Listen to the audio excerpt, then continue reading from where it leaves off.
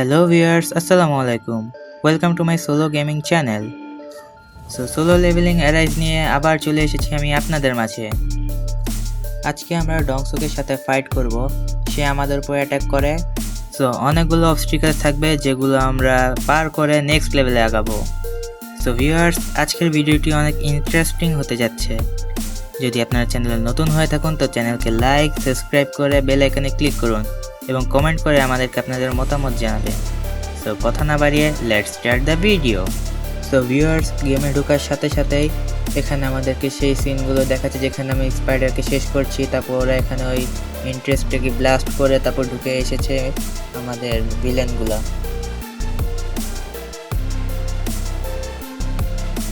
কি তারা এখনো বেঁচে আছে? তারা কি নিজে থেকে বসকে মেরে ফেলেছে? হ্যাঁ, আমি ওকে আন্ডারএস্টিমেট করেছি।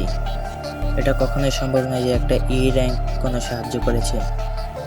হ্যাঁ, নিজে একাই মনে হয় বসকে হারিয়েছে। ডংসুক, আমাদের এখন কি করা উচিত? অবশ্যই ওকে এখন আমাদের পক্ষে করে নিতে হবে।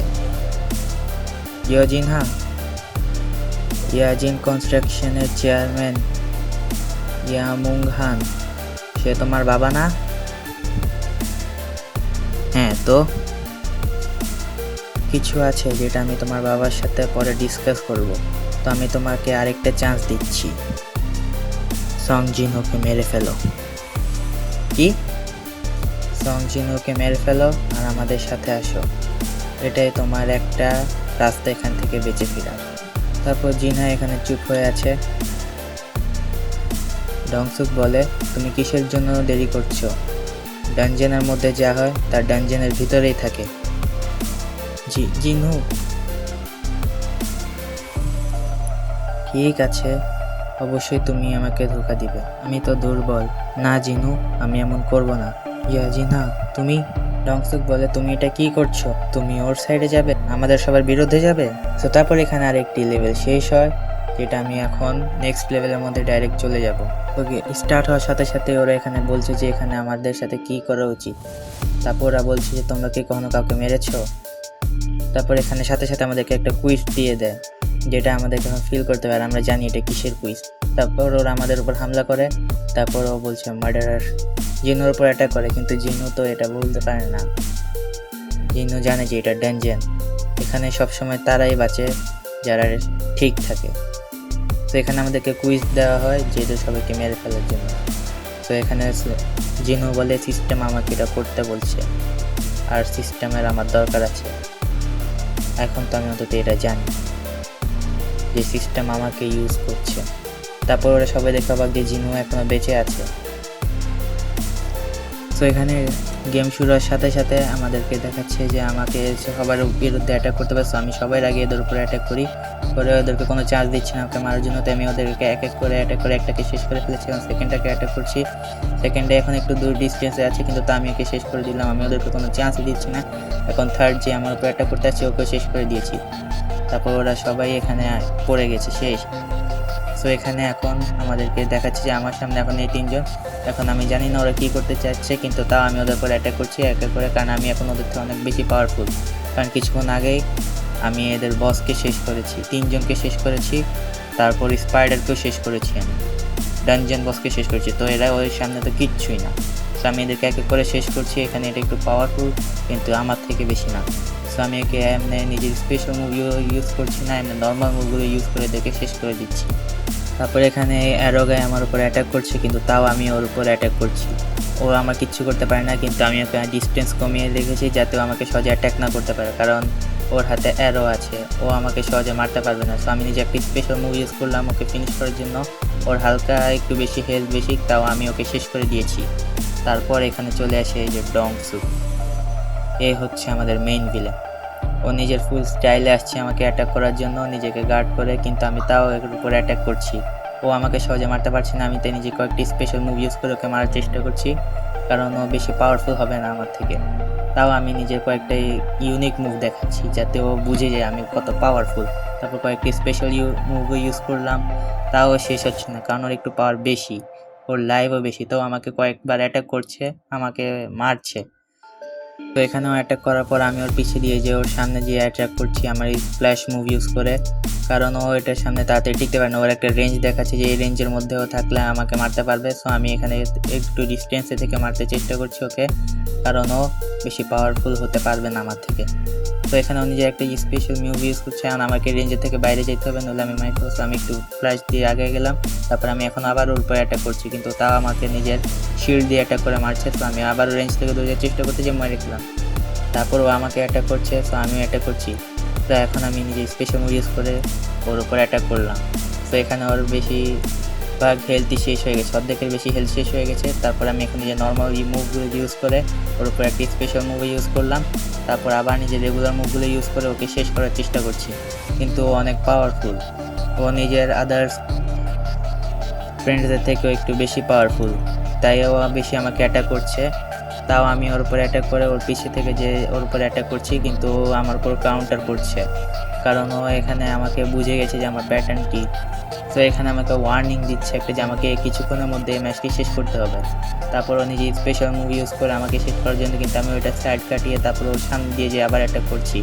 ও আমাকে মারার চেষ্টা করছে, কিন্তু তা আমি ওর সামনের দিকে যেয়ে ওকে ফিনিশ করে দেওয়ার চেষ্টা করছি। এই লাস্ট মুভে মারা ও উড়ে গেল, তারপর একটা অ্যাটাক মারলো। এখন আমি এর সামনে দিয়ে যে ওকে মেরে দিলাম, তাও এখানে একটি লাইভ নিয়ে বেঁচে ছিল। তারপর এটা শেষ।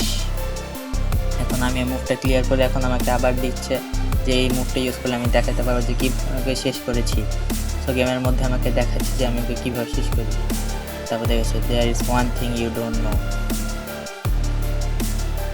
যে আমি লেভেল আপ করছি। তারপর এখানে তোপর এখানে শুয়ে গেছে। এখন ও দেখে যে বলতেছে যে আমার মাইরো না। এখন ও বলতে আমাকে টাকা অফার করছে, বলছে দিবে। তারপর আমি বলছি যে তুমি বলেছিলে যে ডানজেনে শুধু তাই হয় যা ডানজেনের ভিতর থাকে, তুমি এটা বলেছিলে না। তারপরও এখন আমাকে বলে যে ওর ভাইকে ওটা আমাকে জানে কিনা।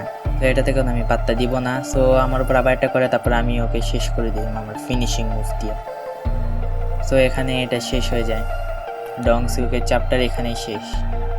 সো এখানে আমাকে দেখাচ্ছে আমার রিওয়ার্ডগুলা, যে আমি এই রিওয়ার্ড দিয়ে কী করতে পারবো। আমার মনে হয় যে সব আর্জেন্ট কুইস্টের মধ্যে অনেক ভালোই রিওয়ার্ড থাকে, এই স্কিলের অনেক পোটেনশিয়াল আছে। তারপর ইয়াজিনা তো এগুলো দেখে শখ হয়ে আছে যে এগুলো কেমনি কী হইলো। তারপর আমি এখানে ওর একটু দাঁড়িয়ে থেকে তারপর ওকে দেখছি যে ইয়াজিনে কী করে। তারপর আমি এখন ভাবলাম যে আমি আর ওকে নিয়ে কী করা উচিত। তারপর ও বলছে কি আমাকে ওর জান যাতে ছেড়ে দেই, ওকে যাতে আমি না মারি। তারপর আমি চিন্তা করছি যে এটা ডানজেনটা তখন বন্ধ হওয়া শুরু করছে, এখান থেকে বের হয়ে যাক। তারপর বলে যে আচ্ছা ঠিক আছে। তো এখান থেকে আমাদের এই লেভেলটা ক্লিয়ার করা শেষ, ভিক্টরি আমার। তো এই লেভেলটা ক্লিয়ার করার পর আমরা এখন নেক্সট লেভেলে চলে যাচ্ছি। এই নিয়ে 3 দিন হয়ে গেছে যে জিনহো নিজের ফার্স্ট সি র্যাঙ্ক গেটের মধ্যে ঢুকেছিল। তারপর এখানে জিনোকে জিজ্ঞেস করে যে তুমি কি কোনো জিনহো নামে কাউকে চিনো। তারপর জিনহো বলে কে। জিনা বলে যে সে তোমাকে ফোনের মধ্যে ডাকছে। তারপর চিন্তা করছি যে এটা কি সেই জিনহো।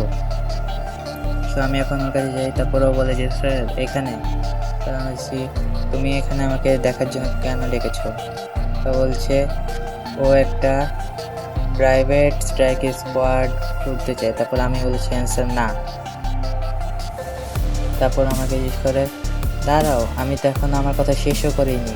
তারপর জিনহো বলে যে আমার এটা জানার দরকার নেই, কারণ আমি এর ব্যাপারে সব জানি। তুমি একটি স্ট্রাইক স্কোয়াড তৈরি করছো যেখানে তুমি আমাকে চাও জয়েন করাতে, তাই তো চিন্তা করি তুমি কি জন্য আমাকে দেখা করার জন্য ডাকছিলে। আসলে আমার এসবের মধ্যে ইনভলভ হওয়ার কোনো ইচ্ছে নেই, যেখানে একটি টাকাওয়ালা ছেলে এই হান্টিংকে শুধু নিজের একটা শখ মনে করে আছে। শুধু 20 বার না, তুমি শুধু আমাকে 19 বার সাহায্য করো। দাঁড়াও, তুমি কি গিল্ড মাস্টার হওয়ার চেষ্টা করছো। তারপর জিনহো বলে এক্স্যাক্টলি যা তুমি বলেছ। গিল্ড মাস্টার হওয়ার জন্য আমার একটি লাইসেন্স লাগবে। এটা হান্টার্সদের জন্য কোনো কঠিন বিষয় না, কিন্তু এর একটি শর্ত আছে। তোমাকে একটা এক্সপিরিয়েন্সড হান্টার হতে হবে যে অন্তত 20টি রেডসের মধ্যে ভাগ নিয়েছে আর ক্লিয়ার করেছে। তোমার সাথে আমি আমার প্রথম রেডের মধ্যে গিয়েছিলাম, এখনও আমার 19টি রেডের মধ্যে অংশগ্রহণ না করা লাগবে। ও ঠিক আছে, তোমার বাবা তো ইয়াজিন কনস্ট্রাকশনের ইনচার্জে আছে তাই না। হ্যাঁ, আমার বাবা এই গোলটি তৈরি করছে। আমার বাবা এস র্যাঙ্ক হান্টারকে হায়ার করে আমাদের গিল্ডের মাস্টার বানাইতে চায় এবং আমার বড় ভাইকে সেকেন্ড ইন কমান্ডে রাখতে চায়, আর সেইভাবে আমরা গিল্ডকে একটা বিজনেস হিসেবে চালাতে পারবো। কারণ শুধু উইকেন্ডে মানুষেরাই গিল্ড মাস্টার হতে পারে, যার কারণে ফ্রিকশন গিল্ড মাস্টার আর ভাইস গিল্ড মাস্টারের ভিতরে আনঅ্যাভয়েডেবল হবে, তাই না? তুমি তোমার বাবাকে কনভিন্স করার চেষ্টা করছো যে তোমাকে ওইটার ইনচার্জ বানাতে, তাই না? তুমি এখনো কম বয়সী, তোমার র্যাঙ্ক লো, আর তোমার এখনো কোনো এক্সপিরিয়েন্সই নেই ট্রেডিং এর মধ্যে যাওয়ার। কিন্তু তুমি যদি দেখাতে পারো যে তুমি এটার কেপেবল, একদম ঠিক। আর আপনার তো একটা স্ট্রাইক স্কোয়াডও লাগবে, যেখানে আপনার বিশ্বস্ত টিমমেটসরা আপনার আসল অ্যাবিলিটিসকে লুকিয়ে রাখতে চেষ্টা করবে এবং রেডসের মধ্যে যাওয়ার সাহায্য করবে।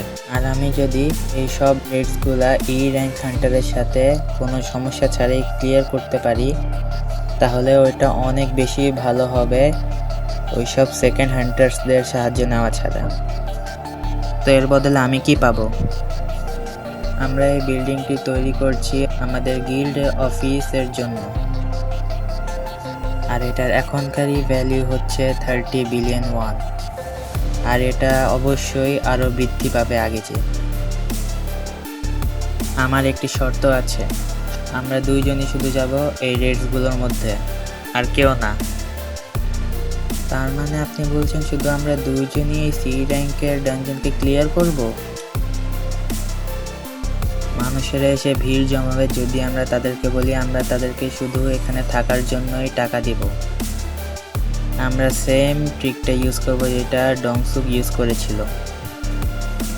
তাও এটা বিপজ্জনক হবে না? আমাদের শুধু একটাই জিনিস করতে হবে, যে নিজেদেরকে প্রোটেক্ট করা, আর তা করলে এখানে কোনো অ্যাক্সিডেন্ট হবে না রেডসের মধ্যে। চিন্তা করে দেখো, যখন আমরা 19টি রেডসকে সাকসেসফুলি কমপ্লিট করব, সবাই আমাদেরকে জানবে যে আমরা 19টি রেডস কোনো সমস্যা ছাড়াই, কোনো ইনজুরি ছাড়াই ক্লিয়ার করেছি। তো সেটা তোমার বাবাকে কনভিন্স করবে না যে তুমি এর যোগ্য? বুঝেছি, এটা অনেক ভালো স্যার। আমি এখনই একটি টিম তৈরি করছি। সো ভিউয়ার্স, আজ এতটুকুই। যদি ভিডিওটি ভালো লেগে থাকে তাহলে চ্যানেলকে লাইক করে সাবস্ক্রাইব করে পাশে থাকা বেল আইকনকে ক্লিক করুন, এবং আপনাদের যদি কিছু কোশ্চেন থাকে তা কমেন্ট বক্সে জানিয়ে দিবেন আমাকে। ধন্যবাদ।